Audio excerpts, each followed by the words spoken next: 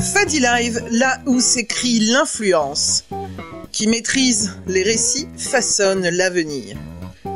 Bienvenue dans Fadi Live, le podcast qui explore comment l'IA, l'influence, la géopolitique numérique et les médias redéfinissent les dynamiques de pouvoir. Je suis Fadila Brahimi. J'accompagne dirigeants et organisations à affirmer leur influence et à construire un leadership adapté aux enjeux numériques.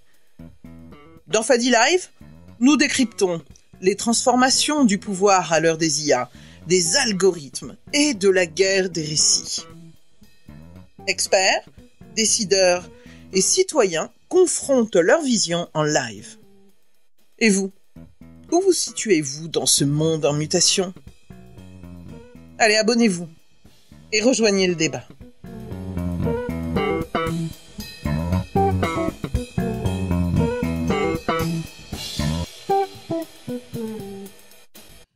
Eh bien bonsoir, nous sommes donc jeudi 22 mai 2025, il est 21h04 et c'est le 55e live de la 5e saison.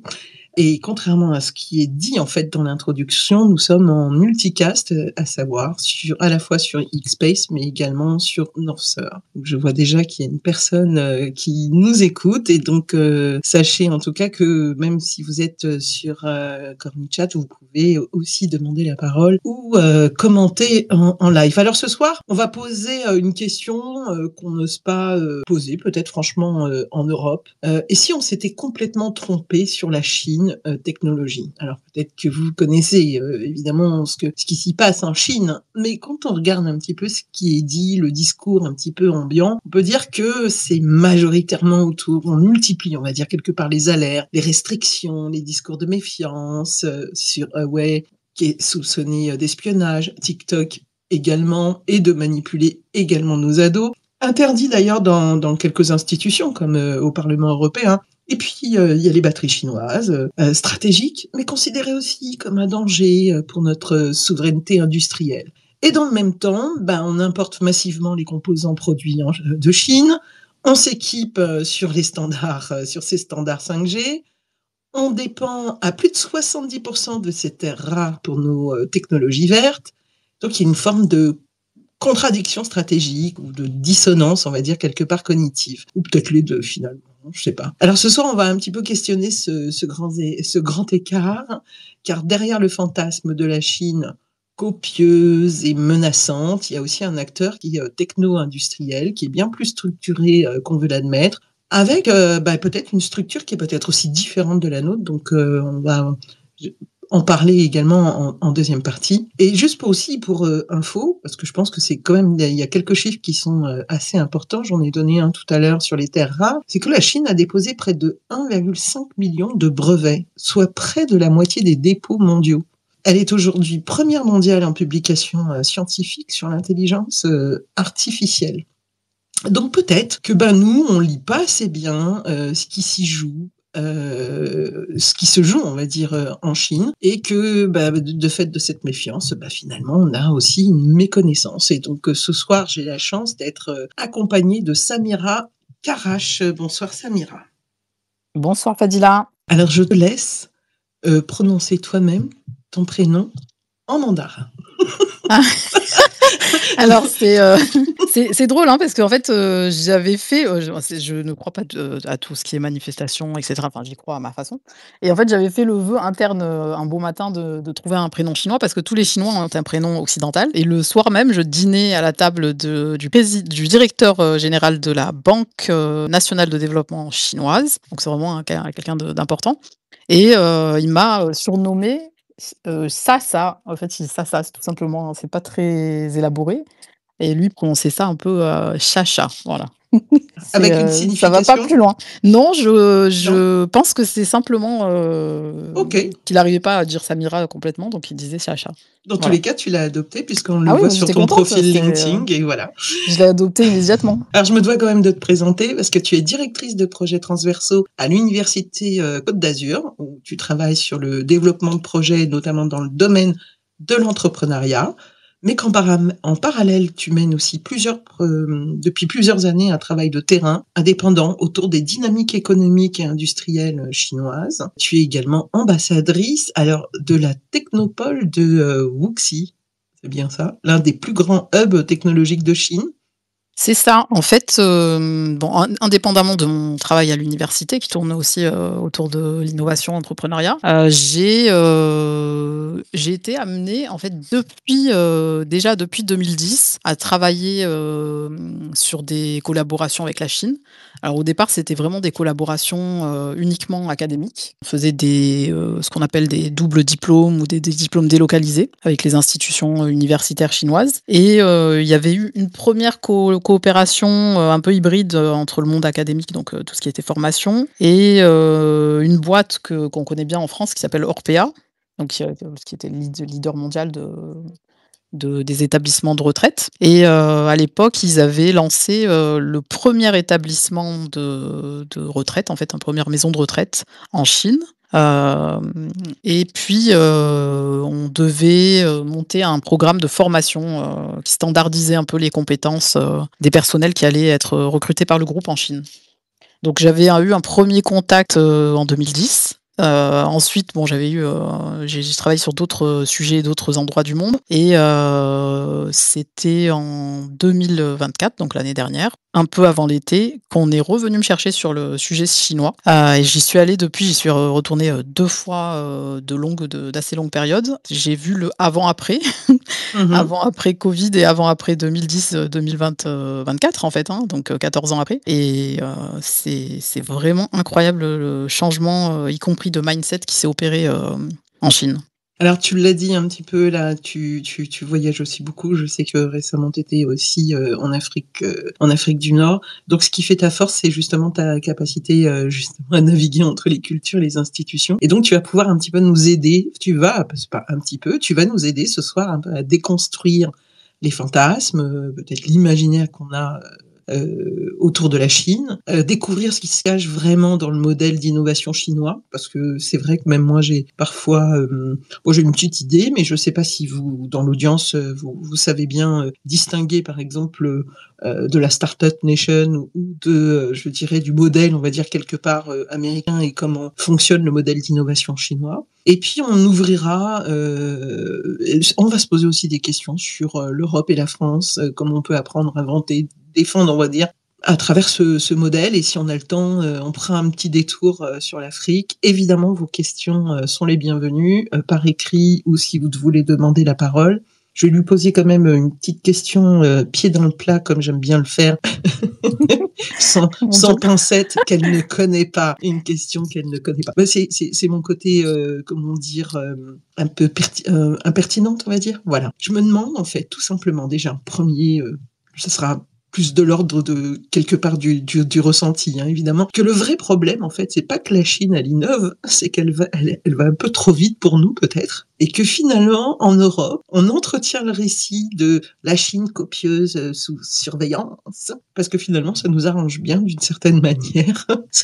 Ça nous évite de reconnaître l'avance chinoise ou de reconnaître notre retard. Alors c'est exactement ça et c'est vrai que c'est impertinent, mais en même temps c'est vrai.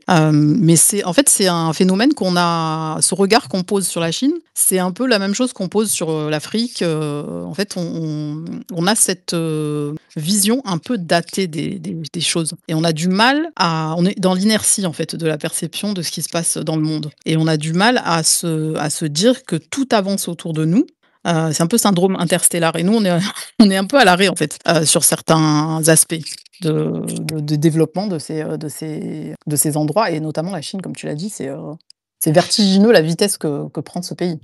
On devait faire ce space il y a 10 jours, donc j'avais fait un petit sondage que j'ai d'ailleurs épinglé. Il n'est pas là-haut? Ah, j'étais persuadée que je l'avais épinglé. Je vais le réépingler juste que vous puissiez voir un peu le résultat. D'ailleurs, vous pourrez commenter, parce que je ne vais pas refaire le sondage. Ah, il ne veut pas s'afficher, ou alors il est en retard. Bon, bah, j'avais posé la question. Grosso modo, alors je pense que quand même dans mon réseau, les personnes connaissaient, hein, parce que vu les réponses. Donc la tech chinoise pour vous, c'est copy tech sous surveillance politique. Est-ce que c'est de l'innovation à marche forcée? est-ce que c'est une puissance qui est diabolisée ou c'est un géant sous-estimé? À 64%, donc les gens, bon, il y a eu 14 votes, disaient qu'il était sous-estimé. Est-ce que celles et ceux qui nous écoutent, vous partagez un peu ce sentiment? Mais je pense aussi que les personnes qui ont répondu, c'est aussi parce qu'elles connaissaient. Alors donc moi justement, on va poser un peu les questions avec toi, on va essayer de voir un peu d'où vient un peu cette idée que la Chine n'innoverait pas, si tu as une analyse, parce que là tu dis on reconnaît peut-être pas notre retard, mais pour autant on va reconnaître que les big tech américaines sont en avance, sont plus comment dire efficaces, plus innovantes, mais on a du mal un petit peu à reconnaître ce qui se passe du côté de la Chine. Est-ce que Oui, tu sais pourquoi? Est-ce que ça vient peut-être de quelque chose des années 80-90, un truc dans le genre? oui, déjà on s'est arrêté de penser la Chine, et on l'a figée en fait, on l'a figée dans le temps, comme, un copieur, et une manufacture en fait, la grande manufacture du monde. Mais, en fait, dans les faits, on voit bien, comme tu l'as dit en introduction, c'est le premier à déposer des brevets dans le monde. C'est eux qui déposent le plus de brevets dans le monde. 1,5 million, excuse-moi, hein, je Voilà. répète le chiffre parce que Non, mais ouais. c'est impressionnant, hein. Ça veut dire Voilà. que enfin ça veut bien dire qu'ils ne sont pas dans la copie, ils sont dans le leadership et l'innovation. C'est une perception, qui qui nous plombe aussi parce que, au lieu de se dire qu'on s'inscrit dans une coopération, mais ça on en parlera tout à l'heure certainement, Mhm. on préfère se dire: «Mais, la Chine, copie, donc on ferme, les laboratoires». Il y a encore jusqu'à très peu de temps, les grands laboratoires de recherche, dans plusieurs domaines, hein, refusaient des coopérations ou des collaborations avec des chercheurs chinois, en étant toujours persuadés qu'ils venaient, récupérer des brevets. Ça veut pas dire que ça n'a pas été vrai, à un moment donné de l'histoire, mais ce n'est plus le cas. Ce n'est plus le cas. Alors il y avait là où on a figé quand même la Chine, c'était plusieurs éléments. C'est copie et pas de bonne qualité.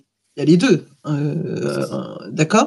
Bah, en Chine, en fait, c'est marrant parce que quand on dit pas de bonne qualité, en fait, on se réfère souvent à la manufacture et c'est vrai que les petits objets en plastique, de très mauvaise qualité ont inondé la planète, mais c'est à la demande de qui et pourquoi? Il faut se poser cette question aussi en fait, en c'est nous Chine qu'avons bah, oui, voulu faire d'eux aussi nos fournisseurs c'est ça. finalement Et d'objets. en Chine, tu peux commander le même objet, c'est toi qui place le curseur de qualité. C'est, si tu veux un objet, le même objet en fait, je sais pas moi, genre, admettons un stylo, voilà, un stylo. Tu peux avoir un stylo à, 10 centimes comme tu peux avoir un stylo à 10 €. C'est toi qui places le curseur de qualité. Tout est réalisable. Donc, image, elle provient aussi de la commande, donc la demande qui a été faite, de par le monde. Il y a des copies, cheap. Et d'ailleurs, quand ils ont sorti DeepSeek, ils nous ont mis quand même une claque. Ouais. Parce qu'ils ont quand même montré que finalement, avec des puces Nvidia d'une génération précédente à celle qu'utilise actuellement ChatGPT, ils ont pu en fait construire en fait une IA générative qui était aussi performante, quoi, voire plus. Et alors là où ils nous ont mis une gifle, comme tu disais, le coût. Alors le coût est discuté parce qu'il y en a qui disent que il y a des coûts Ouais, puis ils disent cachés et pas tout. cetera, Oui. mais peu importe en réalité, ce dont on se souviendra, c'est que la Chine, a sorti une IA, qui est ultra compétitive au sein d'une boîte dont c'est pas le cœur de métier, déjà. C'était un side project, c'était un projet, qui était réalisé en innovation à côté de tout le reste. Et quelques jours ou quelques semaines après, on a, Alibaba qui sort pareil, son IA. Ah oui, c'est vrai, il y avait aussi Il y avait ça. Qwen, 2 jours après, oui. Ouais, ouais. pareil, hein, qui sort bon après Alibaba, on sait que c'est le cloud, c'est un des concurrents en cloud, des Américains. Mais, quand même, tout ça dans le silence et dans la discrétion et dans l'humilité. Et après on a, toutes les autres IA qui ont suivi, et notamment, sur tout ce qui est image, on a TikTok qui a sorti aussi, Mmh. une des versions, IA, images animées, ultra performantes.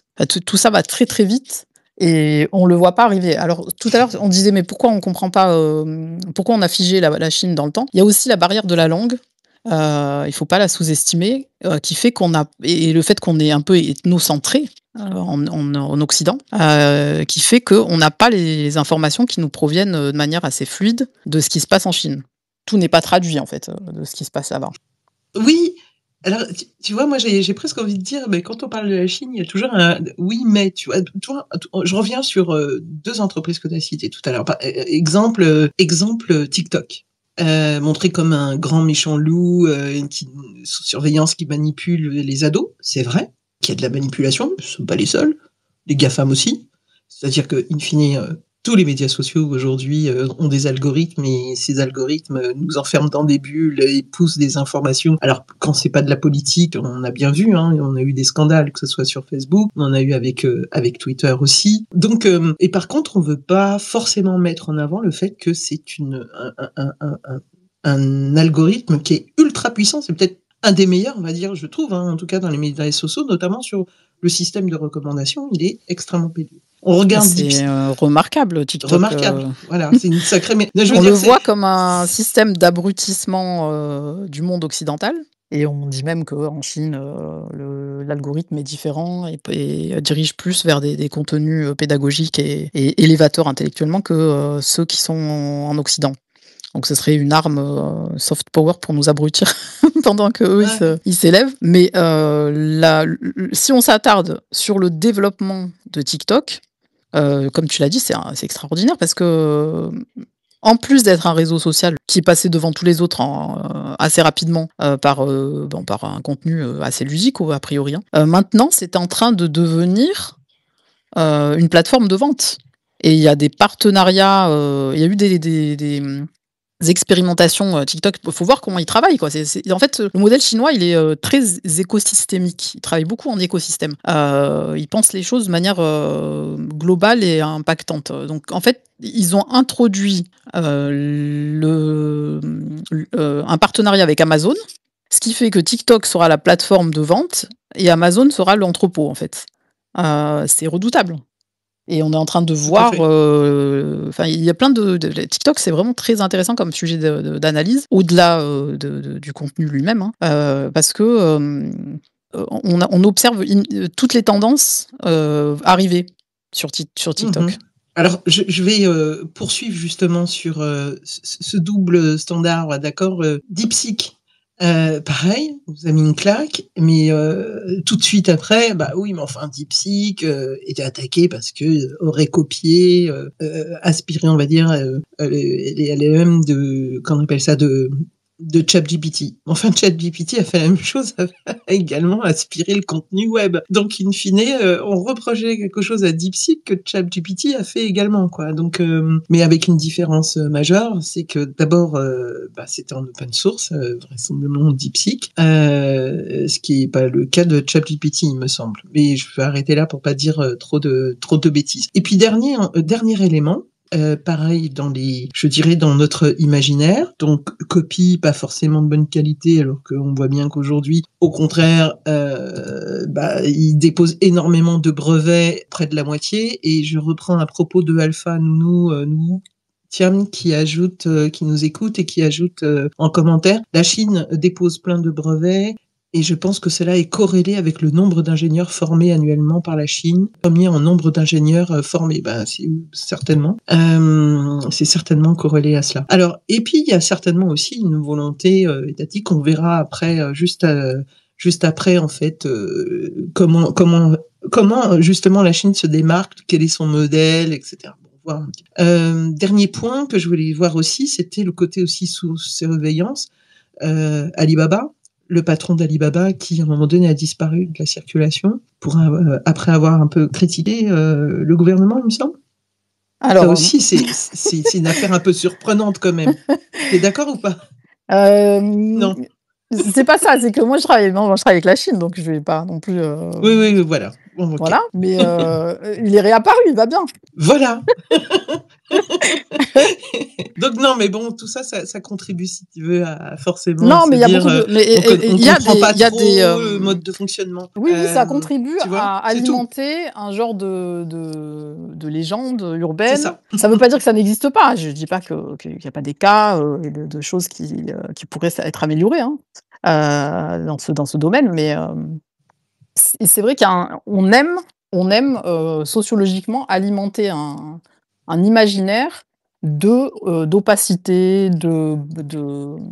non-respect des droits, humains, voilà, tout ça, de menaces, collectives et cetera, parce que, ça nous rassure quelque part, devant le retard qu'on est en train de prendre d'un point de vue technologique et Mmh mh. pas que par rapport à la Chine, hein, par rapport aux États-Unis, par rapport à plein de choses. On voit bien que dans la course à l'IA, pas véritablement, en ligne, hein. Donc c'est bien de taper sur des aspects, voilà, de droits humains, d'éthique et cetera, mais c'est des cultures, très différentes.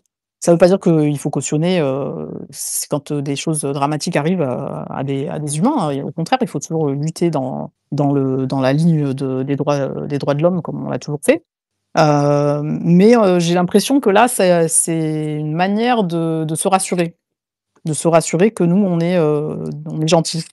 Mmh mh. Est-ce que tu vas pouvoir justement on va avancer, j'invite nous sommes un petit nombre, alors s'il y a des personnes qui veulent, intervenir, vous êtes les bienvenus. Moi, je déroule, une petite question, mais vous êtes, évidemment les bienvenus pour bousculer. Je vous propose qu'on entame une prochaine séquence qui est plutôt pour essayer de découvrir quel est le modèle en fait chinois, le modèle d'innovation, évidemment, entrepreneuriat qui fait aussi partie, Samira, de ton champ de compétences. Nous, on connaît la Silicon Valley.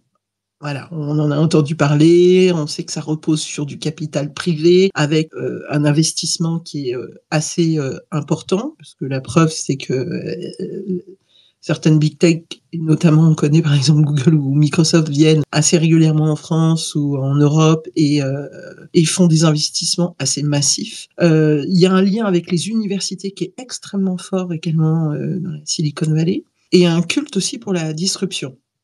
À côté de ça, on a le modèle Startup Nation à la Macron, qui est plutôt avec beaucoup plus de levée de fonds, on va dire VC, et puis assez rapide. Ce qui fait que on a très souvent, malheureusement, des innovations françaises qui partent en fait aussi à l'étranger parce que les Américains investissent massivement beaucoup plus rapidement que nous. Est-ce que tu peux nous dire en fait quel est le modèle en fait chinois? Comment ça Alors, fonctionne? ouais, alors, là, tu décris, un modèle français qui s'apparente aussi un petit peu au modèle américain en réalité, hein. Oui, oui, la Startup Hem, Nation a voulu un voilà, peu, ouais, sans les c'est sous. un modèle, comme tu l'as dit, qui pourrait sans les sous,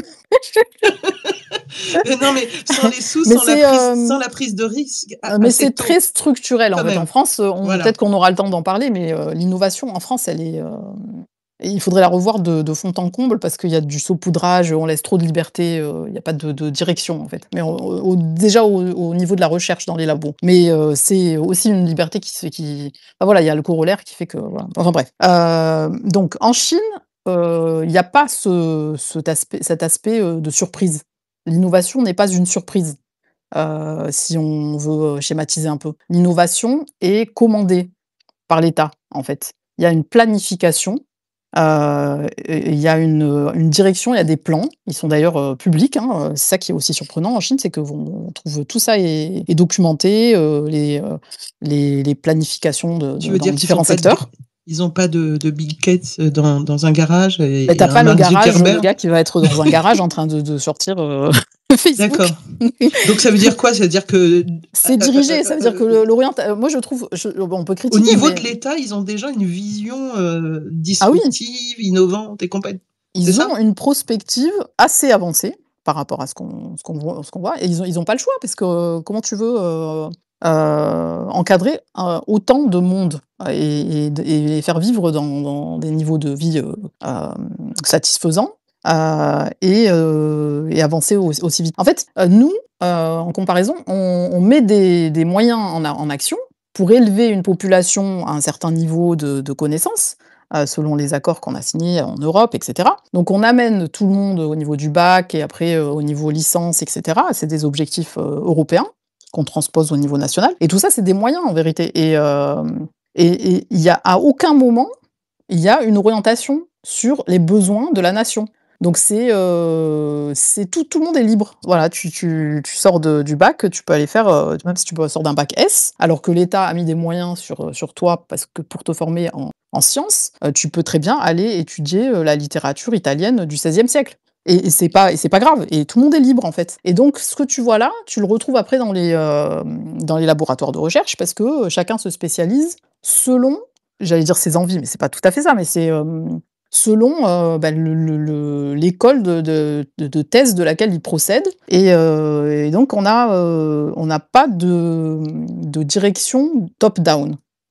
Ce qui fait que pour moi, c'est des pertes de moyens. C'est de la dilapidation de moyens. Alors maintenant, on a eu, un mouvement qui a émergé, depuis pas mal d'années maintenant, depuis 10 ans, où on essaie de concentrer, la recherche et l'innovation sur des territoires comme on a, Paris-Saclay, c'est une des réussites de cette, dynamique d'ailleurs, hein. Mais on a concentré les universités, pour en faire des universités un peu à l'anglo-saxonne, où on a, bah, tous les établissements de recherche autour des établissements de formation, et on essaie de créer des écosystèmes territoriaux pour concentrer les brevets, et cetera, enfin la recherche. Mais il y a toujours pas de commande nationale. Et je sais que ça fait hurler, hein, de dire ça, hein, mais c'est ce qui fait la grande différence avec le modèle chinois. Je dirais qu'il repose déjà majoritairement sur ça. Donc en fait, l'État Planifie voilà, il faudrait et lance innover des dans tel commandes secteur. et le territoire obéit entre guillemets puisque les gens se mobilisent autour des priorités de l'État. Eh oui. Et c'est ça qui fait que on a des Mais massifications mais c'est quoi? tous C'est ces une histoire brevets, tous d'appel ces d'offres? C'est comment? Enfin, excuse-moi, concrètement, parce que l'État, voilà, tu Alors, me par dis que c'est exemple, Roussy, public. je vais vous Ouais, parler de vas-y, Roussy, vas-y. du modèle que j'ai observé à Roussy. C'est des quartiers immenses d'innovation. C'est des villes qui sont récentes en plus, hein, donc tu as des quartiers qui sont en train de pousser, quand on y va d'une fois à l'autre, le quartier a totalement changé parce qu'il y a des bâtiments qui ont émergé. Donc en fait, tu as des quartiers, et des villes qui sont concentrées sur des thématiques. Et là, tu as, ce que tu décrivais tout à l'heure, mais de manière beaucoup plus fluide. Tu as la recherche, qui vient des universités, des labos, l'industrie, les startups, tout est là et tout collabore et se concentre pour, produire des résultats, en fait. Ils ont des Ah, des il y a objectifs, encore plus de ils ont des objectifs et ils produisent des résultats. il y a C'est encore stupide, plus de ça a l'air stupide de le synergie, dire, hein. il y a Et encore il plus. y a un point que bon, je l'ai pas vu, ça vient de ma tête, mais ce que j'ai observé, parce qu'on est quand même on est capable d'observer des choses, c'est quand même un État communiste et c'est ce que j'ai observé moi aussi, le fait que ce soit un État communiste rend les rapports entre toutes ces sphères qui sont quand même un peu cloisonnées dans nos pays, ça rend les communications très fluides entre tout le monde. Il y a pas trop de hiérarchie, la hiérarchie n'est pas marquée. Vous voyez ce que je veux dire? Alors écoute, moi je trouve ça passionnant, mais je crois il y a Naz qui a levé la main, donc je vais quand même passer la parole. Et puis je sais aussi que Visselo nous a rejoint. Je ne sais pas si il veut poser une question juste après. Nabs, Oui, bienvenue. Vas-y, à oui. toi. Merci Fabila. Oui, j'ai une question.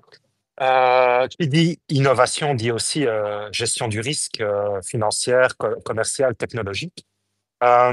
Donc là, on a dressé un peu le portrait du modèle chinois qui est vraiment centralisé, plutôt étatique, là où les États-Unis se reposent davantage sur le secteur privé.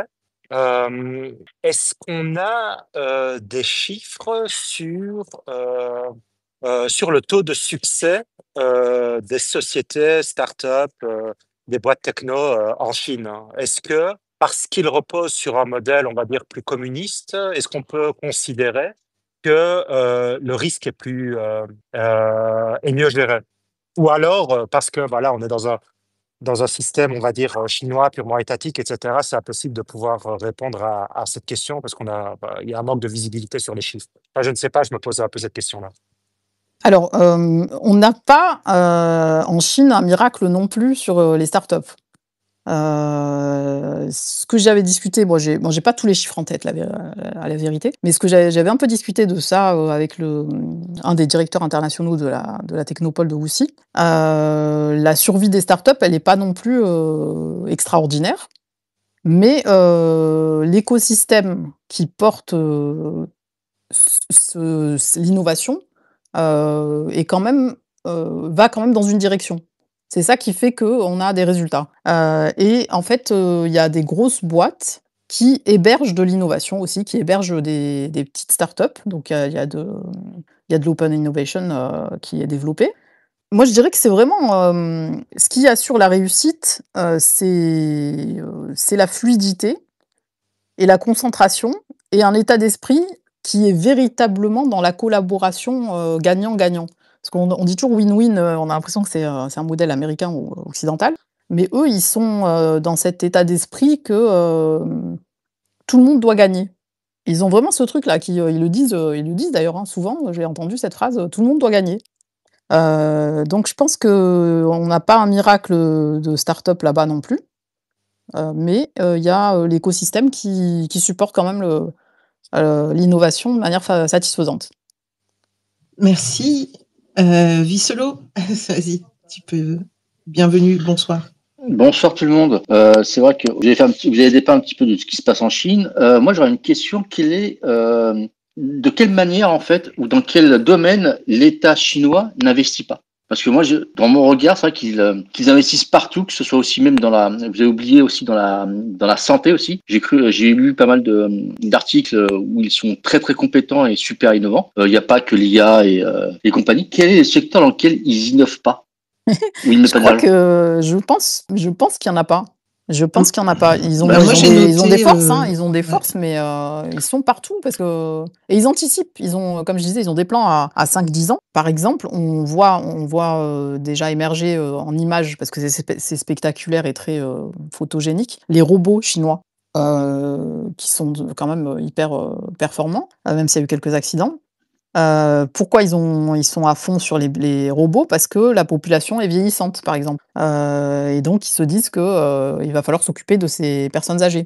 Et une des réponses passe par la robotique, notamment. Ouais, ça, Mmh. j'ai vu ça il y a très longtemps. Parce Mais je pense qu'avant, qu'ils innovent dans tout parce que ouais. là, par exemple, je retourne, Je bientôt sais en pas si Chine, Samira dans m'entend. oui, Ah je si, ah t'entends. ok, d'accord. Je t'entends, Vas-y, j'étais en vas-y. train de parler, Vas-y, pardon. continue. Non, je disais, je retourne, bientôt en Chine. Pour vous dire, c'est vraiment très varié, je retourne bientôt en Chine sur un sujet qui concerne l'emballage alimentaire, et des choses aussi, basiques que des toiles de jute, par exemple. Et même là, ils innovent. Donc non, ils sont dans tous les domaines. De toute façon, il suffit de se balader, moi je regarde aussi par grande curiosité sur les sites marchands pour voir tous les types de produits qui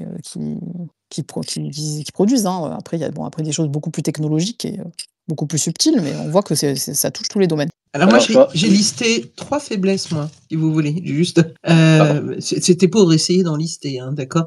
Les semi-conducteurs de dernière génération, donc qui sont un peu en retard sur les gravures en dessous de 5 millimètres.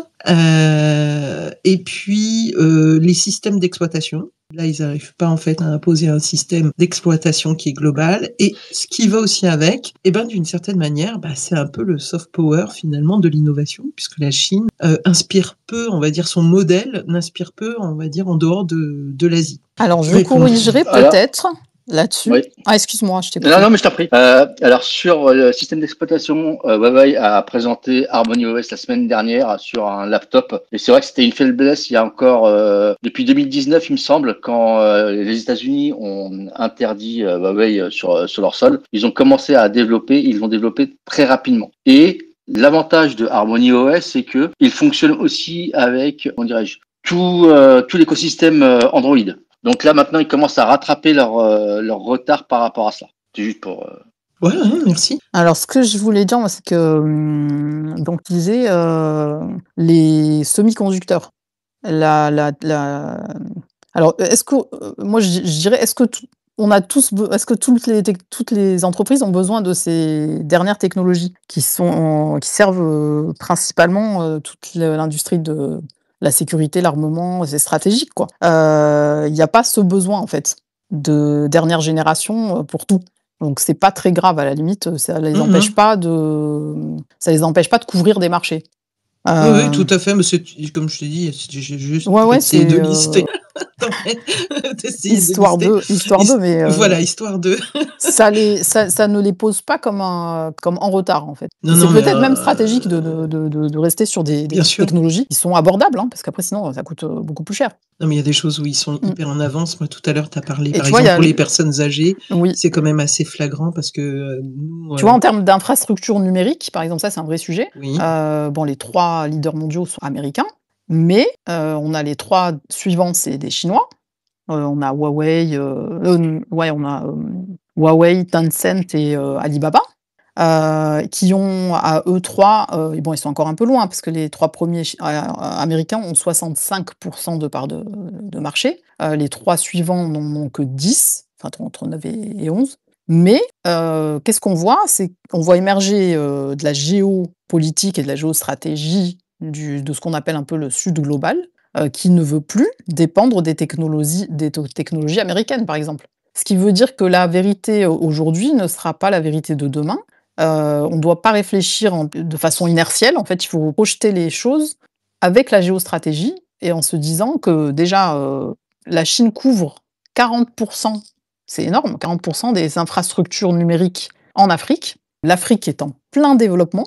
Donc ça veut dire que les besoins d'aujourd'hui ne sont pas ceux de demain, et ceux de demain seront exponentiels. Et les premiers partenaires de ces pays-là, ce sera la Chine. Donc je pense que si on a la même conversation dans même 5 ans, déjà les choses auront changé. Bah, merci. Nous accueillons Josh. Bonsoir Josh et bienvenue. Bonsoir Fadila, j'espère que tu vas bien. Très bien, merci. Bonsoir Samira. Merci encore de Space Bonsoir. sur la tech. Je reprécise, je suis maître de conférence en fait et je travaille en finance entrepreneuriale, notamment sur le capital risque et le financement de l'innovation. Je vous ai entendu, alors je suis désolé, je reviens juste sur le début du Space, je vous ai entendu sur le début du Space et il y a un point important que je voulais repréciser sans être embêtant, hein. Samira, tout à l'honneur de votre travail et c'est fortement intéressant de vous écouter. Et puis Fadila a toujours des Spaces super intéressants. Donc merci. Tout à l'heure, je vous écoutais quand vous disiez, bah oui, la Chine dépose beaucoup de brevets, donc il y a beaucoup d'innovations. Il y a un petit point particulier dans la recherche qu'on pose, c'est attention, la mesure de l'innovation ne se fait pas que par le dépôt de brevets. Et attention aussi, quand on dépose un brevet, ça ne veut pas dire forcément qu'on fait une innovation technologique. Il peut y avoir de l'innovation de process. Par exemple, si vous prenez en France les entreprises qui déposent le plus de brevets, ça va pas être des startups, ça va pas être des entreprises technologiques, ça va pas être des biotech, mais ça va être PSA, ça va être Renault, parce qu'ils améliorent les process de leur outil de production. Donc, ça veut pas dire qu'elles créent de la technologie, mais ça veut dire qu'elles améliorent leur technologie existante. Et donc ça, c'est important parce que la Chine, elle en est à ce point-là aujourd'hui. C'est-à-dire que la Chine, elle a un outil de financement public et privé qui est très là, hein, même si le public est très fort. Elles mettent tout sur la robotique, l'IA et ces éléments, donc elles innovent beaucoup. Ça, je suis complètement d'accord avec vous. Mais derrière, elles améliorent aussi énormément leur outil de production et leur outil d'innovation de process. Voilà. Merci beaucoup parce que c'est une excellente précision et c'était bien de le dire. Oui, il faut Tout à toujours fait. nuancer, c'est vrai. Exactement. En même temps, voilà, moi je voulais aussi mettre en exergue le fait que la Chine, elle vendait pas que de la tech, elle vend des standards aussi petit à petit aussi, voilà. Mais c'était bien de nuancer en tout cas. Oui, Ah, mais oui, et si je peux rajouter aussi, effectivement, je rejoins sur tout ce que Samira a dit, sur le fait on a largement dépassé l'effet de la Chine copie. Enfin, moi, je l'entends encore chez des entrepreneurs et chez des investisseurs français qui se disent aujourd'hui, bah, effectivement, à quoi ça sert de déposer un brevet à part en Europe, que finalement la Chine va nous copier. Déjà, il faut rappeler que tout le monde copie tout le monde. Je veux dire que si les États-Unis ils peuvent aller faire de la veille concurrentielle en France, ils vont pas se gêner, hein. Enfin voilà. Et il y a une vraie dimension de l'innovation quand même en Chine. Alors, c'est vrai que le capital risque est né aux États-Unis et c'est un outil du financement de l'innovation. Mais derrière, en fait, cette forme de financement et d'autres formes de financement permettent fortement d'augmenter l'innovation dans beaucoup de pays. Et quand on voit, en fait, les nouvelles formes de financement qui arrivent en Afrique, pour rejoindre ce que disait Samira, je pense que ça va être pour nous, en tant que chercheurs, ultra intéressant de voir toutes ces évolutions, de voir comment, en fait, les entrepreneurs, les investisseurs s'adaptent pour pouvoir continuer le développement technologique et c'est assez formidable et voilà, c'est un plaisir de vous écouter. Merci. Merci. Après, Ouais. oui, on parlait d'argent, le coût de fabrication en Chine est tellement bas que ça décomplexe quoi, en fait, sur les possibilités de création, d'innovation, de tout, de plein de choses. Ah oui, Mmh. Samira, vous avez vu Ouais. la grande entreprise européenne sur les batteries qui a finalement fermé ses portes, parce que les coûts de production des batteries en Chine, elles sont tellement Ah bas ouais, mais que ça c'est pas étonnant et je veux juste soulever un point, auquel je réfléchissais. Imaginez, les coûts de production, y compris d'infrastructures, numériques ou de conducteurs, semi-conducteurs et cetera. Combinez ça avec, un pays comme l'Algérie où l'énergie ne coûte rien. Donc, vous voyez un peu ah oui, oui, les enfin le potentiel est énorme, hein, on s'imagine même pas ce qui va se passer et les rapprochements entre la ouais, Chine et l'Algérie sont plus qu'avancés. Bah, ça ouais. fait quelques années quand même, en plus. Oui. Oui, on va en parler ça après. Moi, je voudrais qu'on poursuive un petit peu sur le modèle, si tu veux bien, parce que tu nous as expliqué que l'innovation est impulsée et orientée et financée par l'État, qui change quand même des modèles évidemment que nous connaissons. Le deuxième, alors moi je vais parler de synergie parce que autant on disait que par exemple l'intérêt on va dire un des avantages, on va dire de la Silicon Valley, c'est le lien entre les universités et les entreprises. Mais là, toi, tu nous parlais, on va dire vraiment de technopole où il y avait une synergie qui va depuis la recherche aux universités, aux entreprises, quoi. C'est beaucoup plus grand. Comment tu C'est, le définis ça? Comment je tu dirais que définis ça? c'est un peu le modèle, comme tu dis, américain là, la fertilisation croisée là, de la Silicon Valley. C'est ça? On a ça, Mais mais au c'est fluide carré? en fait, c'est fluide et au carré et infusé par les financements de l'État en fait. C'est ce qu'on appelle un peu le techno-nationalisme aussi, le fait Ouais. qu'il y ait une forte présence de l'État. Et sauf erreur de ma part, finalement, les PDG ne sont pas des entrepreneurs, on va dire, innovants, comme on peut les connaître aussi, les grandes figures américaines, mais ils sont salariés finalement. Ce sont des salariés, Et des cadres du parti. C'est vraiment, imbriqué en fait, intriqué avec l'État. Donc, en fait, quand on dit techno-nationaliste, on a l'impression même que c'est un peu péjoratif, mais en réalité, c'est stratégique, quoi. C'est une stratégie, assumée, et déployée et orchestrée, et c'est ça qui fait la compétitivité, de la Chine, hein. C'est pas voilà, comme je disais tout à l'heure, il y a pas de surprise, quand il y a une création de quelque chose, ça émerge pas, dans un garage. On sait pourquoi ça arrive. Il y a un besoin. Ah ouais, donc ça veut dire aussi qu'il y a une vision. Ouais, ça m'intéresse, hein, ça m'interpelle parce que je me dis, Ça veut pas dire que euh, tout est cadré au millimètre et qu'il y a pas de oui, liberté, hein.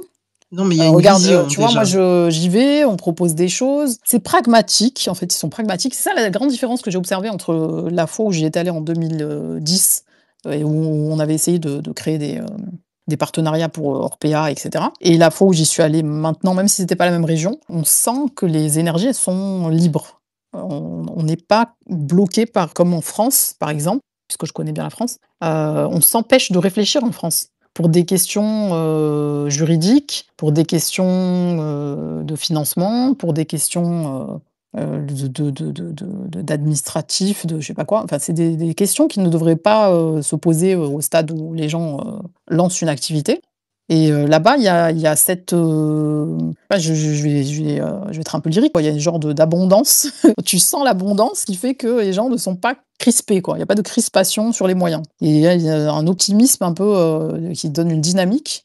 Je suis pas béate, hein, je suis pas naïve non plus, hein. Je sais très bien qu'il y a des difficultés comme partout, hein, mais il y a quand même ce trait-là qu'on observe de manière assez flagrante quand on fréquente les milieux comme Moussi, là-bas en Chine. D'accord. Et donc, ils ont un fonctionnement, la ligne start-up, on va dire, quelque part, enfin, je veux dire, sous forme aussi d'agilité. Le mode de fonctionnement managérial, il est comment? Alors Parce que tu parlais de fluidité tout à l'heure, donc je sais pas, la j'ai fluidité, entendu c'est fluidité, j'ai entre pensé agilité, mais c'est ouais, peut-être pas la c'est même plus, chose. structurel, c'est plus, entre les institutions, les structures, même les gens qui viennent comme nous, de l'étranger, tu vois? C'est plus dans ce sens-là que je parlais de fluidité. Et j'ai une question. Donc, on parle de l'avantage comparatif de la Chine, donc notamment en se reposant sur des salaires plus compétitifs. J'aurais aimé savoir quel est, on va dire, leur secret pour pouvoir avoir une rétention correcte, notamment par rapport à la direction, sachant que voilà, la direction font partie de classe dirigeante, enfin même pas classe dirigeante, mais en tout cas ils font partie du Parti communiste chinois. Donc on vit dans un monde hyper globalisé. Donc comment fait la Chine pour garder leur talent, donc notamment dans le secteur, notamment au niveau de l'engineering ou au niveau de la direction, pour éviter voilà que on leur chip tout simplement. Alors j'avoue que j'ai l'impression que c'est une question qui se pose pas, parce qu'ils sont, eux, plutôt dans une dynamique de, eux, aller chercher les talents. Alors, il y a la barrière de la langue déjà, hein, bon, comme on l'a déjà dit, hein. Ça veut pas dire qu'ils apprennent pas les autres langues, mais c'est pas très répandu, en fait, les gens qui parlent d'autres langues, hein. Et ils sont actuellement en train d'attirer des talents internationaux, ce qu'ils ne faisaient pas avant. Ou ils le faisaient de manière limitée, parce qu'on me demande de rejoindre. Donc voilà, il y a des programmes d'intégration de chercheurs, d'ingénieurs, de développeurs, etc., étrangers, et des programmes assez attractifs d'ailleurs. Donc c'est plutôt dans l'autre sens là maintenant que ça se passe. Et d'ailleurs, ce que j'ai observé, puisque je travaille aussi avec l'Afrique du Nord qui auparavant était beaucoup tournée sur l'Europe, maintenant a une désaffection un peu de l'Europe et s'intéresse davantage à la fois au Canada et à la fois à la Chine. Ils sont très très intéressés par la Chine. Eh ben, je sais pas si tu avais une autre question. Tu restes avec nous.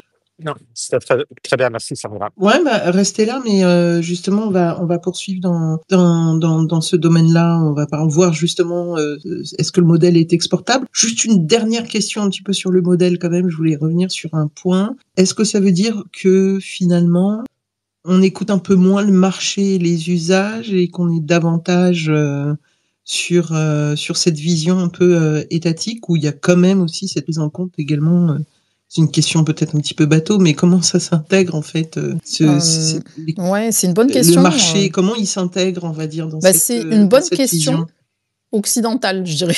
Parce qu'en fait, ils sont... LOL. Je rigole. Ils sont... Ce que je vois, hein, bon après, comme je dis, j'idéalise pas non plus. Hein, je suis pas en train de défendre le modèle chinois bec et ongle. Hein, mais ce que j'observe, et c'est dans les faits, hein, ils sont dans l'anticipation des besoins. Et ils ont une approche qui tient certainement à la culture asiatique, qui fait qu'il y a une harmonie, en fait. Quand on parle des besoins des humains, hein, voilà, on parle des usages des besoins humains, la façon dont sont créées les choses pratiques de la vie quotidienne est vachement en harmonie avec le corps humain, la chronobiologie, enfin ce genre de choses. On se sent bien en fait en Chine. Je sais pas si je réponds à la question, mais voilà. Non, mais en fait, je dirais tu qu'ils réponds ils anticipent en fait. Et c'est un changement de paradigme aussi. Ils anticipent pour nous, parce tu qu'ils vois. ont des plans à 5-10 ans, donc t'imagines, ils sont vachement dans la prospective. Quoi. On parlait Oui. de l'innovation des Américains, etc. T'imagines que là, on est sur un SpaceX et on a Elon Musk qui a des envies de faire un peu une espèce de plateforme globale où il y aurait toute ta vie. Et en fait, les Chinois, ils ont déjà ça depuis très très longtemps avec WeChat. Exact. Tu vois. Ouais. C'est depuis plus de 10 ans. Ça fait plus de 10 ans. Ça Donc fait on aussi... croit qu'on est visionnaire, mais qui suit qui copie qui. C'est comme le QR code qui a été aussi très largement utilisé aussi. Le smartphone est carrément comme outil, enfin comme... Et tu vois, le fait de se sentir surveillé, par exemple, de dire que les Chinois sont surveillés, crédit social, etc., on peut avoir une autre vision des choses, on peut le déplorer. Hein. De toute façon, c'est aussi ce qu'on est en train de mettre en place en Europe, hein. Il ne faut pas se leurrer. Hein. Même si on n'est pas encore dans un modèle extrême et abouti, on va quand même dans cette direction. Tout le montre. Et en Chine, en fait, on peut le vivre autrement, parce que moi, quand j'y vais, c'est un des endroits où je me suis sentie le plus en sécurité, et j'ai voyagé, hein, et c'est un des endroits où tu te sens vraiment ultra en sécurité. Gérald Darmanin sort de ce corps. Mon Parce que Dieu, ça quelle insulte, je m'en vais. non, Non, tu je sais plaisante. que récemment, il a fait quand même référence à la Chine et à Dubaï également, par Ah oui. rapport à la sécurité, Mais c'est etc. vrai, Ouais, tu te sens extrêmement en sécurité, c'est un fait, hein. Après oui, tu certainement, pas tu surveillé, ton portrait il est partout, tu peux pas franchir une porte sans qu'on sache exactement qui tu es, d'où tu viens et cetera, mais tu le sens pas en fait, au quotidien, tu ne le sens pas. bon, C'est pas oppressant, c'est ça que je veux dire. Après pendant le covid, je dis pas que c'était pas oppressant, parce que quand, c'est des situations de crise évidemment, c'est pas du tout la même, donne et on sait qu'il y a eu, vraiment des situations très, très, très compliquées et critiques, en Chine, pendant le covid. Mais là, quand on y va, en temps normal, on se sent bien. ah bah tout à l'heure quand on parlait justement de cet imaginaire et qu'on a vis-à-vis de la Chine, de cette critique pendant le confinement, bon, il y avait quand même beaucoup de choses à dire, mais au départ on se moquait quand même beaucoup de la Chine. Et in fine, bah, ils ont quand même construit des hôpitaux à une vitesse aussi phénoménale, chose que Ah, pendant que nous, on enfin en tout plantait cas une tente, autant militaire, tu vois? exactement. Par contre, bon, après il y a eu des confinements quand même, qui nous ont fait quand Ah même ouais, il y a eu sacrément peur. des situations humaines, des suicides, il y a eu des crises, très, très, très dramatiques, hein. Ouais.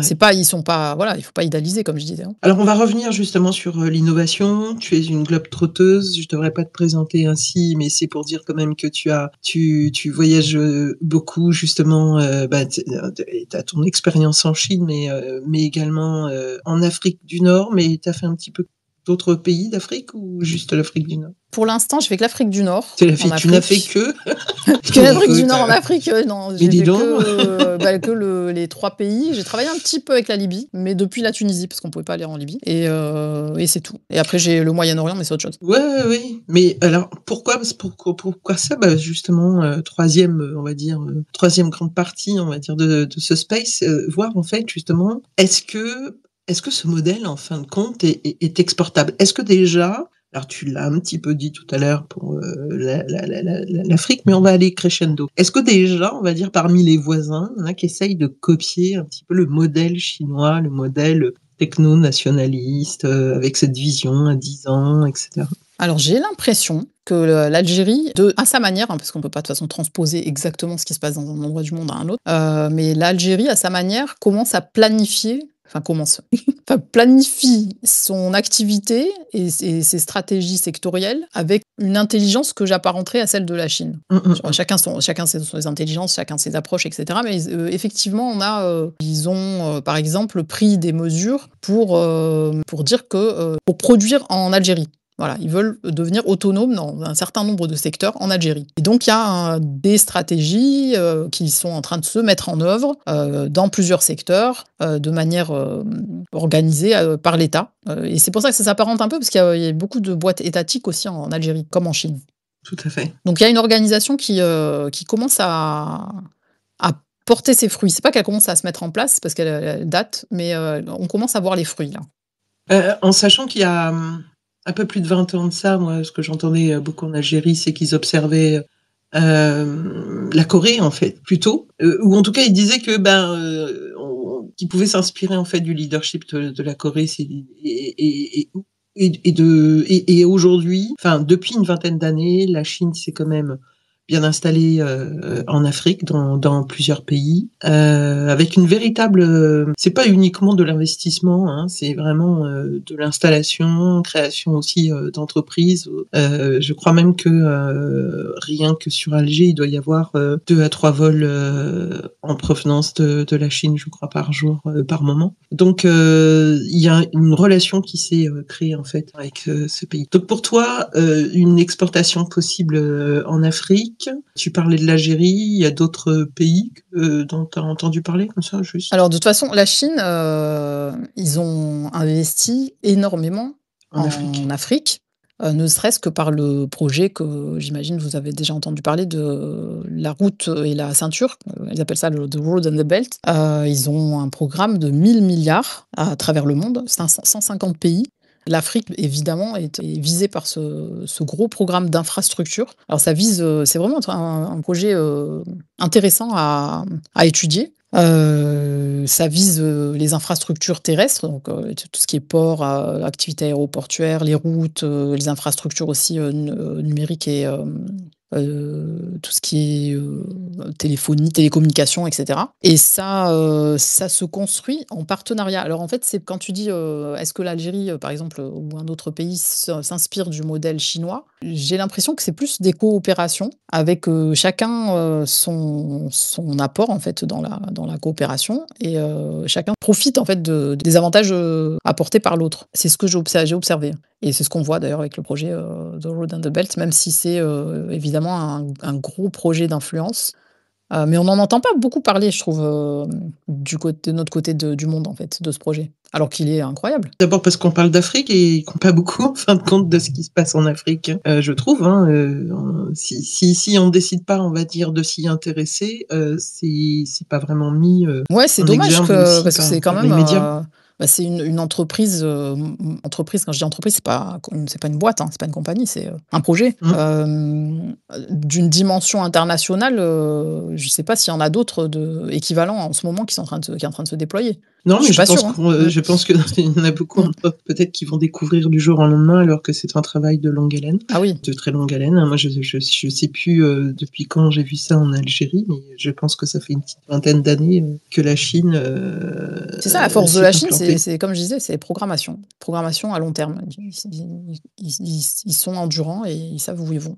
Ok. Alors, certes, on a. D'ailleurs, si vous avez des questions sur le sujet, ça pourrait être bien. Et en France, alors, est-ce que c'est exportable? Ah mon Dieu, mon Dieu. Europe. Alors, je vois qu'il y a des chercheurs là dans l'auditoire.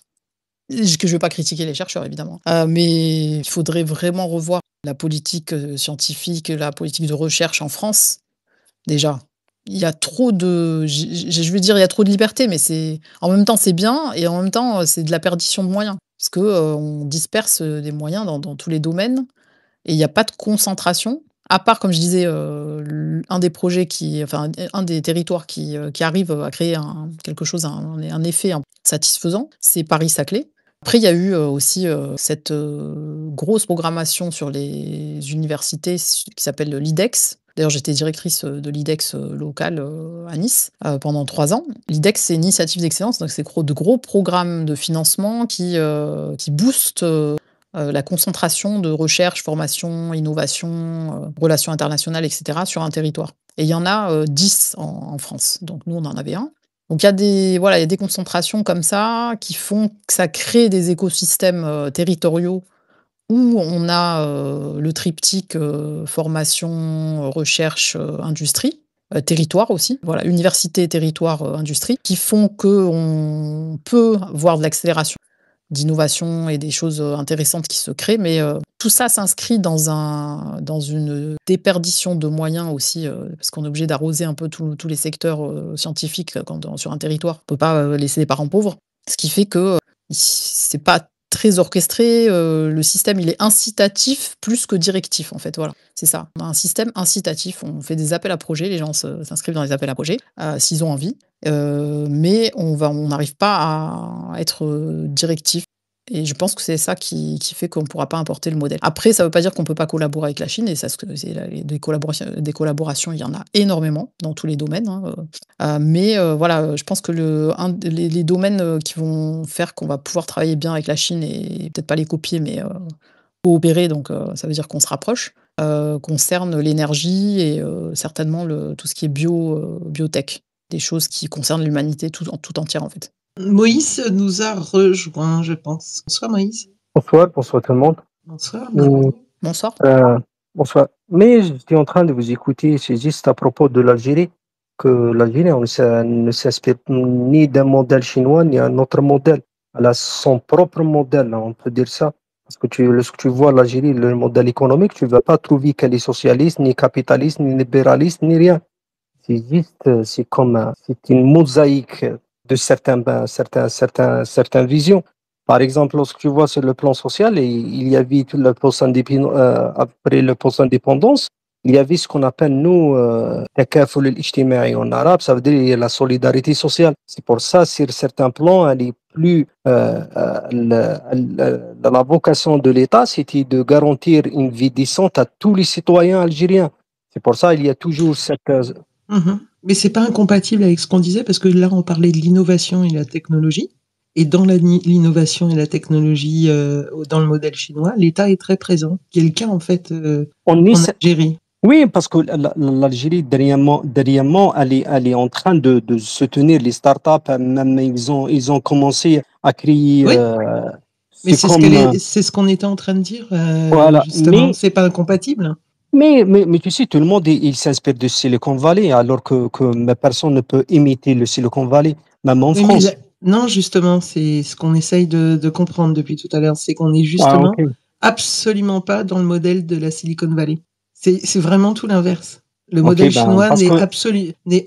absolument pas Mais collé en fait au modèle de ouais. la Silicon Valley. Mais Moïse, tu as raison de souligner l'effort qui a été fait en direction des startups. Ouais. Et d'ailleurs, l'Algérie est toujours d'ailleurs le leader africain du Startup Act. Et il y a eu un vrai dynamisme lancé en Algérie sur les startups. Il y a eu une explosion de startups d'ailleurs sous la direction, le ministère La présidence. sous l'impulsion présidentielle et le ministère des startups. Il y a un ministère des startups qui a été créé quand même. Et ils ont d'ailleurs un programme de visite des écosystèmes. Et dans les pays qui sont ciblés par ce programme qui s'appelle ACEP, il y a les États-Unis, donc tu vois, c'est encore un endroit où on va s'inspirer, la Chine et la Corée. Donc ce que tu disais tout à l'heure, Fadila.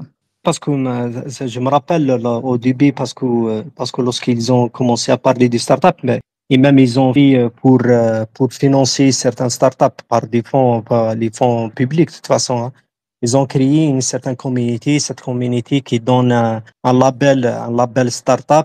Et une fois que tu as le label startup, ça te permet d'avoir accès à certaines subventions, certaines facilités. Hein. Mais c'est juste, mais ce qui est bien, c'est juste qu'on n'a pas attendu de perfectionner les choses et de dire voilà, on doit faire ça comme ça et non. C'est comme nous sommes nous étions dans une phase de tâtonnage. Ça veut dire on met des hypothèses et on est en train de lancer les gens. Parce qu'au début, je me rappelle que les gens, ils ne c'est pas tout le monde, mais il y a certains qui n'arrivent même pas à comprendre c'est quoi un start-up. Alors, le start-up, c'est toute une organisation qui est à la quête d'un business model. Alors, certains, tu vas le trouver qu'ils étaient des entreprises, c'est seulement qu'ils ont leur propre client, ils ont propre marché et tout. Mais il y avait une sorte d'amalgame sur ça. Mais ce que vraiment souffre, c'était le vrai problème, c'était l'écosystème. Nous, il n'y avait pas une adoption, mais maintenant, on le voit, maintenant, il y a une grande adoption, même dans le marché algérien. C'est pour ça, c'est comme, tu peux dire que l'État, elle cherchait à donner, c'est comme une étincelle à booster les startups, après rattrape avec le temps à développer son système. Il fait aujourd'hui avec les data centers, avec le paiement électronique et tout. Alors, Moïse, oui, tout à fait. Ben, c'est un peu ce qu'on essaye d'expliquer par rapport au modèle chinois. C'est tout à fait ça. Ah, j'ai pas suivi du tout le pays, mais je m'excuse. Hein. Ouais, c'est le sujet. Nous parlons du modèle chinois dans la tech et l'innovation. Et nous étions justement en train d'évoquer comment il pouvait s'exporter, où est-ce qu'il pouvait s'exporter. Et donc, vous êtes arrivé au moment où on était en train de parler de l'export du modèle, notamment en Afrique et en Algérie. Vous êtes arrivé à ce moment-là, en fait. Parce que moi-même... Oui, alors, il y a Naps qui veut intervenir. Non, oui, juste rapidement pour répondre à la question. Je pense que, voilà, c'est mon avis. Je pense qu'on peut s'en inspirer, mais le modèle ne peut pas être répliqué, on va dire, dans un autre pays. La force de la Chine, c'est aussi d'avoir un pays continent, donc qui lui permet de s'adresser directement à 1,4 milliard de consommateurs. Donc, de pouvoir scaler directement une innovation rapidement à grande échelle. Et ça a énormément d'atouts dans la téléphonie, dans la télécom, au niveau infrastructure, etc., etc. Donc, c'est aussi pourquoi les États-Unis ont un modèle spécifique basé sur sur Silicon Valley. Il y a ce lien entre la côte ouest, le gouvernement américain, les services de renseignement, qui permettent aussi d'avoir un contrôle et d'absorber, dans un premier temps, la demande intérieure qui représente, enfin, je sais pas, 350 peut-être millions de consommateurs. Donc, j'ai l'impression que, enfin, c'est aussi la géographie d'une certaine manière qui définit la politique économique et la politique de l'innovation. Et à ce niveau-là, on peut s'inspirer de certains éléments qui marchent en Chine, notamment sur la centralisation étatique, mais il y a certaines choses, bien sûr, qui ne pourront pas fonctionner chez d'autres. Justement, on va poser la question à Samira de savoir est-ce qu'on peut s'inspirer, est-ce que c'est possible de s'inspirer de quelques éléments et pas de l'ensemble en fait du modèle. Ah oui, voilà. C'est ce qui se fait souvent on l'a vu déjà au niveau européen, dans les collaborations entre institutions, il y a toujours ce transfert de bonnes pratiques, comme on dit. Donc on peut évidemment choisir les aspects qu'on pourrait transposer et les infuser ou les adapter. Comme on s'est inspiré très longtemps de la Silicon Valley, puisque ça reste toujours la référence, et c'est légitime, on pourrait aussi s'inspirer de ce qui se passe en Chine. Ce serait même assez satisfaisant, parce que j'ai l'impression, en France, on a quand même du mal à transformer, quoi. Et je suis en train de me poser une question, mais juste comme ça, je me dis, vu les tensions aujourd'hui dans les relations avec les Américains, particulièrement, donc évidemment avec le Trumpisme et à la fois le personnage, mais également tout ce qu'il a mis en place là depuis peu, avec des relations qui sont tendues, puisqu'on parle plus d'amis, on parle d'alliés, de circonstances. Mais je me demande si est-ce que tu penses que la France, l'Europe va se tourner un petit peu plus vers la Chine ou pas? Elle aurait tout intérêt à le faire, ne serait-ce que pour les points que tu viens d'évoquer, parce que déjà, sinon on va être un petit peu esseulé, quoi, dans le monde, hein. On voit qu'à l'axe, l'Amérique, elle est quand même assez positionnée pour n'être pas dépendante d'une géopolitique ou d'une autre. Mais nous, on est quand même fragile, hein. Quand on voit le bloc qui est en train de se créer avec les BRICS, par exemple. Si le modèle BRICS aboutit et qu'on a un système d'échange dans leur monnaie, je sais pas moi, s'ils créent un genre on appelle ça d'union européenne, mais BRICS, avec des règles d'avantage entre eux, etc., qu'est-ce qu'on va devenir, en fait, dans cette histoire? Et on voit bien que sur tout un tas de choses, maintenant, c'est la Chine qui pose les standards techniques. On n'est plus à la source, donc on a tout intérêt à collaborer de toute façon sur plein d'aspects, hein, que ce soit politique, technologique, et on collabore d'ailleurs, hein, faut pas croire que c'est cloisonné, hein, il y a une collaboration, scientifique en tout cas, sur la recherche médicale, sur l'intelligence artificielle, il y a plein de projets, hein, qui ont été financés dans le programme européen Horizon 2020. Tiens, il y a quelque chose que ça n'a vraiment rien à voir, mais j'ai oublié de te le demander. Tu parles mandarin? Alors, on me demande souvent, et malheureusement pas encore. D'accord, parce que tout à l'heure, tu disais que la langue était un frein. Ah oui, c'est une barrière. Bon, après, moi, j'ai l'extrême chance d'avoir une personne qui m'accompagne, avec qui je travaille vraiment très très bien, qui s'appelle Rui Romano, qui est chinoise. Et donc, j'ai pas ce problème. Ça se passe très très bien. Mais si on ne parle pas chinois, on est analphabète, hein, quand on arrive là-bas. Et on voit bien qu'ils n'ont pas besoin de l'extérieur, souvent, ils ne parlent que chinois, mandarin. Donc, même si on parle anglais, on est bloqué, hein. Je pense que la langue permet aussi de comprendre aussi la culture, davantage la culture, parce qu'on est quand même très américanisé. Nous, ici, on est totalement maraboutés. Maraboutés par voilà. Par les États-Unis. Via les séries, un petit peu, comment te dire, rapprocher un peu de la culture coréenne via les séries et la musique. Mais concernant la Chine, non. Et même sur ce que tu viens de dire, je pense que l'impact, on l'aura sur les générations qui arrivent.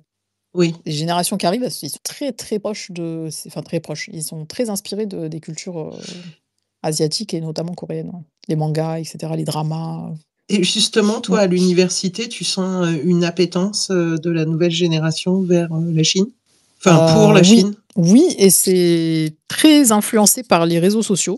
Il y a un genre de manichéisme, hein, toujours, hein, sur les réseaux sociaux et quand il y a eu la vague de protectionnisme américain orchestré par Trump et quand il y a eu les Chinois qui ont, enfin je sais pas comment dire, ils ont dévoilé comment était fabriqué le luxe en France et ailleurs d'ailleurs, hein. Tout le luxe mondial était fabriqué en Chine et on voit bien que les jeunes ont pris le parti de la Chine.